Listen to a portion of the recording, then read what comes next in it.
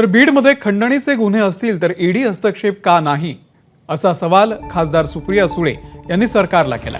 विष्णू चाटेचा जो फोन आहे तो अजूनही का सापडत नाही, सीडीआर सुद्धा नाही असा सुद्धा सवाल सुप्रिया सुळे यांनी केलेला आहे।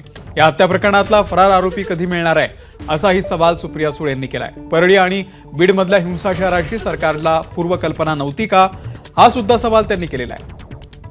आणि आपण मुख्यमंत्र्यांना या संदर्भात भेटणार असल्याचं देखील सुप्रिया सुळे यांनी सांगितलेलं आहे। मला प्रश्न विचारायचा सरकारला की अकाउंट जे सील केले हे किती अकाउंट सील केलेत पहिलं, आणि त्याच्यात पैसे किती आहेत ह्याची काहीच माहिती आपल्याकडे येत नाही। हे जर एक्स्टॉर्शन असेल जे सरकार मान्य करतंय, FIR सांगतंय की त्याच्यात एक्स्टॉर्शन आहे, तर जर एक्स्टॉर्शन झालं असेल तर ईडी का ह्याच्यात लागत नाहीये? विष्णू चाटे नावाचे जे कोणी आहेत ते तुमच्या चॅनलवरच मी पाहते, त्यांचा फोन मिसिंग आहे।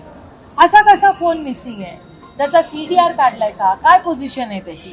त्याच्यानंतर एक त्याच्यातला ज्याच्यावर खुनाचा आरोप आहे तो अजूनही फरार आहे। फरार आहे म्हणजे कुठे गेला हा माणूस? म्हणजे ज्यांनी खून केलेला आहे ती व्यक्ती फरार आहे, अजून पोलिसांना कशी काही फरार व्यक्ती सापडत नाही? दुसरं अजून पाचवा मुद्दा की व्हॉइस सॅम्पल जे वाल्मिक कराडांचं गेलंय त्याचं सॅम्पलिंग घेऊन पुढे काय त्याचं झालं?